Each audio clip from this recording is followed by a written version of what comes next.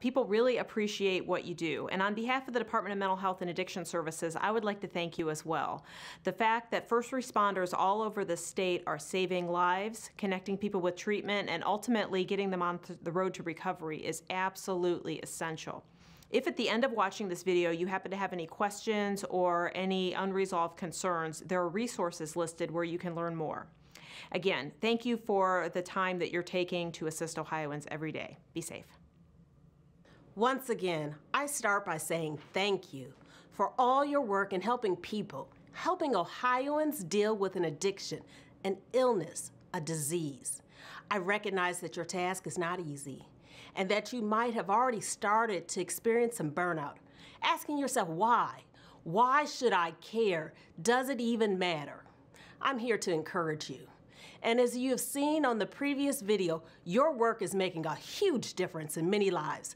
That is why it's so important to make sure that you're taking care of yourself, both mentally and physically, that you do not let these diseases impact your lives both personally and professionally.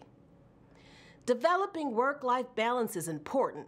It is important for you, your family and loved ones, your coworkers, friends, and associates. It is so easy for us to fall in a rut and to let things occurring at work impact us both socially, mentally, and physically. Later in this video, my coworkers Deanna and Steve are going to share with you some helpful tips to help you stay in balance.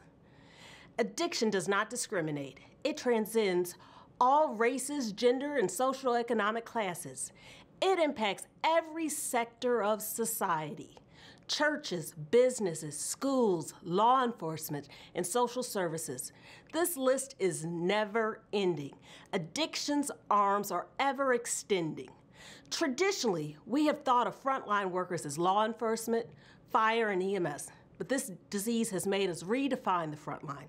The front line is you, but it's also now our schools, clergy, teachers, emergency room personnel, our child welfare workers, our treatment providers, family and friends, anyone who might have experienced someone overdosing and had to either call 911 or administer Narcan.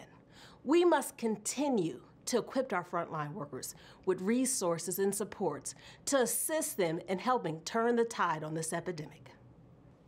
I'd like to talk to you about why it's important to take care of yourself. Oftentimes, we think about taking care of others and we forget about ourselves. Just like a flight attendant tells us when the oxygen mask drops down to make sure that we put it on ourselves before taking care of someone else. You have to remember to take care of yourself or you're not going to be effective taking care of others. It's stressful work that we all do, and especially with this opiate epidemic, our hours are long, and oftentimes we don't get the thanks that we deserve. With that, you have to make sure that you are putting yourself first and that you actually plan time to take care of yourself so that it doesn't impact your life and your work. It's important to take care of yourself because when we don't, you can fall into illness or into disease. Oftentimes it starts with not being able to sleep well, or having increased anxiety about what it is that you're doing, or just in general. Making sure that you plan time to take care of yourself, not just when the opportunity arises to do something for yourself, but actually putting it on your calendar and purposely taking care of yourself or doing an activity that will. For me, I read every night, not something that is work-related, but fiction. So I make sure that I have that into my schedule, and my family is aware that that is something I do for myself, and they allow me to do that. I know that several of you are volunteers and you have a passion for helping others. You wouldn't be doing it otherwise. And making sure that you're taking care of yourself so that you can succeed in what it is that you're doing by caring for others is important. But again, remembering to schedule that time for yourself, making sure you're eating well, making sure you're sleeping well, just so that you can be the best that you can be in helping someone else. I recently spoke with a first responder and she told me that she's available 24/7. Her phone is on her bedside table and she answers within 5 minutes. I reminded her that taking care of herself is important and she was taken back by that. But again, this epidemic has put us in a situation where we have to be able to get up out of bed or leave whatever it is that we're doing at a moment's notice. Having that kind of stress takes a huge toll on yourself, and making sure that you are not getting overwhelmed by that, making sure you're setting parameters for yourself so that you can be the best person that you can be in helping. The last thing that you want to do is get burnt out or become ineffective in how you're helping others. And one way that we can certainly do that is to take care of ourselves. So when I told her to make sure that she's taking care of herself, she was very surprised by that perhaps someone would care enough to think of it in that capacity and not just realize that that's her job, because that's the way she sees it. It is her job. She says all the time, that's what I signed up for. This is what I do. So making sure that you're taking that time is important, and allowing someone else to take care of you is also important. Oftentimes in our role as first responders or as those who are caring for others, we don't want someone else to take care of us. We realize that that's our role, and we don't allow someone else that privilege. Step back and allow your family or your friends to serve in that capacity, to care for you, and to let you know that you are important, not only for what you are doing to help others, but for you as a person as well. Self-care is the intentional practice. Again, like I said, you make sure that you put that on your calendar. It seems silly, but for me, if I don't put something on my calendar, oftentimes it doesn't happen. It's overlooked. It's the easy thing to slough off or to let go aside. Make sure that you're doing something. You know, it's different for everyone. Some of us like to exercise. Some of us, it's having that one-on-one time with your spouse or with someone that you love. Perhaps it's just having a silent time where your phone's not ringing or where you don't have to answer 25 questions in a minute. Making sure that you are doing that not only will help you mentally and emotionally, but it will also help you physically. It allows you to let down your guard, to not be on call all the time, and to just be you. Sometimes just being is more important than taking care of others. Hello. My name is Lieutenant Steve Click with the Ohio Assist Program, and I'd like to talk to you for just a few minutes about why should we practice self-care. Well, first and foremost, improved health and wellness. The idea is that we want to make sure that we're healthy, that we're in a good place, that we're able to handle the stresses and the things that we have to do on a daily basis. We also want to increase our self-confidence. It's important that when we go on the road and we handle the type of situations that you folks handle on a daily basis, that you have the confidence in your training, your equipment, but that mostly you have the confidence in yourself to be able to handle those things both at the time and to be able to handle them after the fact. We want to have good coping skills. We have to be able to handle a variety of things, including a lot of stress that's coming at us, a number of things that are happening, and we have to be able to handle those while making sure that it doesn't take too much of a toll on us, so that way we're still there for our families and we're there long after we're not doing this job anymore. We want to make sure that we have a good balance between work and life. Let's never forget this is a job. We understand it's a calling. We understand it's so much more than what some people may look at as a job, but it is just a job. And at some point down the road, you're going to go on to do something else, another chapter in your life, and you want to make sure that you've struck that good balance while you were doing this. So that way, not only do you have a successful work career, but that you still have a successful life to go back to. We want you to have good perspective. Understand that just world belief that we all kind of come into this line of work with sometimes is challenged. And it's important that we have a good perspective on being able to address those things that we can deal with, and also understand that those things that are out of our power, and know the difference to make sure that those things don't overtake us and take too much of a toll on our lives. So what are some of the possible ways that you can take care of yourself? Well, first of all, one of the best ways is to exercise regularly.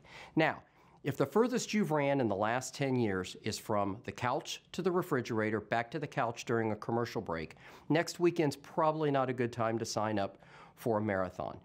If that's your goal, if you want to do a marathon, if you want to do an Ironman, if you want to start riding a bicycle, if you want to start doing those things, start off based on your current levels of fitness. That doesn't mean that no matter where you are that you can't get there.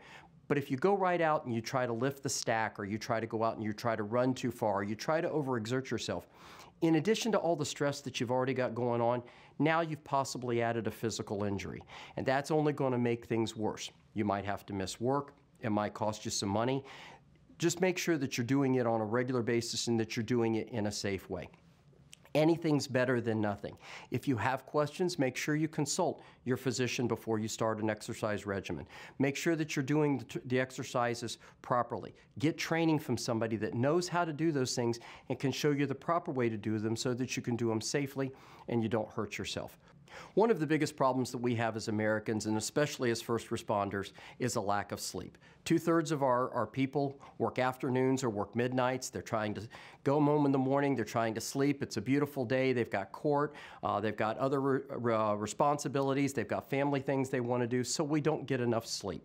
Sleep is so vitally important, especially after a critical or traumatic incident. It can't be overstated. One of the biggest impediments to sleep is blue light, be it televisions, cell phones, iPads, whatever. You'll get folks that'll sit and they'll binge watch The Walking Dead, and then they turn everything off and they wonder why they can't go to sleep immediately. You know, our bodies are designed to seek out light. So if our cell phone's laying next to the bed, even if we have the alerts turned off, if that screen lights up, our body senses that, and suddenly that's disturbing our sleep pattern. If you don't have to have the phones in the bedroom, don't. If you don't have to have a television in the bedroom, don't. Make sleep a priority. So many of us think that sleep's just an option, and it's not an option. Especially after a traumatic or critical incident or a series of incidents, or just overall through your career, it's important to eat a healthy and well-balanced diet. I've tried to convince people for years that, you know, candy and fast food is a regular diet, but that's not true. Especially right now, after something like this has happened, you need to try to eat as healthy and a balanced a diet as possible. Who knows? Maybe in the long run that will become more of your lifestyle versus just something you did in the short term. It's going to benefit you. It's going to help you deal with the stresses and the challenges that you're facing. And again, who knows? It might make you feel better down the long run. Please make sure you give yourself a break when necessary. None of us can run 24 hours a day, 7 days a week, wide open. We think we can, especially when we're young. But you need those breaks. You need a break away from work. You need to take some time off. You need to spend time doing the things that you enjoy while not necessarily worrying about work. Leave the work cell phone at home sometimes. Don't listen to scanners for those folks that still do that. Don't hang out at the department on your time off. You need those breaks from the job. You need that downtime from constantly being on edge, constantly being worrying about what's going on. You need those breaks. Avoid the overuse of alcohol and caffeine. Here's the problem. If you want to have something to drink, if you want an adult beverage and you want to sit and relax and you're not dealing with a problem with alcohol or caffeine, you just want to have a relaxation, do that. Don't have a lot of it. It's okay to have a glass as long as you don't have a pre-existing condition. It's not okay to drink the whole bottle. You want to make sure that we're not self-medicating with alcohol or any other types of drugs. The problem with that is you think it makes the problem go away, but it doesn't. The problem is still there, and all too often alcohol and drugs create a whole new set of problems, which just makes the earlier problem much worse than it originally was. Another technique that some folks might use is meditation or yoga. It helps some people. Some people enjoy the relaxation part of it. Some people enjoy the stretching part of it. Just sit in a room, have a few minutes of peace and quiet. Don't have the television on. Don't be sitting there texting on your cell phone or checking your social media. Just take some time to yourself. Maybe it's take a nice quiet walk. Just go somewhere where you can just enjoy the peace and quiet. You're not thinking about work. You're not thinking about some of the problems that might be going on in life. Anytime, but certainly after a traumatic or critical incident or a series of those traumatic or critical incidents, it's important to have fun. Do those things that you enjoy. If you like writing music, if you like playing music, spending time with family, spending time with your dog, ride your motorcycle, ride your bicycle, do woodworking, whatever it is that you enjoy, it's important that you do those things. All too often we get so tied up in what happened and we feel we have to stay focused on that all the time. We never understand it's important that we have fun, that we have something to look forward to, that we have something that we do for ourselves. Especially as first responders, we spend so much of our time taking care of others, whether it's our coworkers, whether it's the public that we're there to serve. We never give ourselves a chance to take care of ourselves. If we don't take care of ourselves, we don't have that little bit of fun playing with the kids, going out and having fun with friends. We're not going to be any help to anybody. You got to breathe. You got to take a second to just relax. Everything's going to take care of itself. You don't do anybody any good if you're running 100 miles an hour. You're not taking that time to breathe. You're not taking that time to think. It's important to sometimes just dial back a little bit. Think about what's going on. Think about the best course of action. Kind of weigh out your options and then make a well-informed decision at that point. Otherwise, we're just rushing headlong into things, and that's when we get in trouble. Alone. All too often in public safety, we think we're the only one. We're the only one not sleeping. We're the only one being cranky with our family. We're the only one having nightmares. We're the only one that ever felt this way, and we're the only person that this ever happened to. The reality is this. We can find folks that have been in exactly the same circumstances. The location might have been different. The individual's name might have been different. But the simple fact is, somebody somewhere has been through what you're dealing with. You're not alone. There are people out there who can help you. There are people out there that want to help you. You need to remember you're having a normal reaction to an abnormal circumstance, and you're not alone in that. Your reaction is your reaction, and it's perfectly normal, and it's okay for you. Acknowledge when you're feeling stressed and burned out.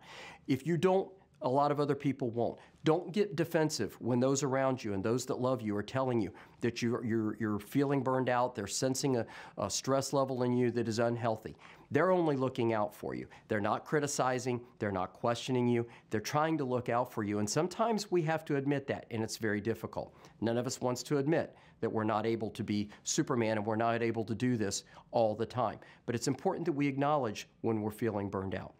I cannot guarantee that anybody that you talk to outside of your family is going to be able to help you. What I can guarantee you is this.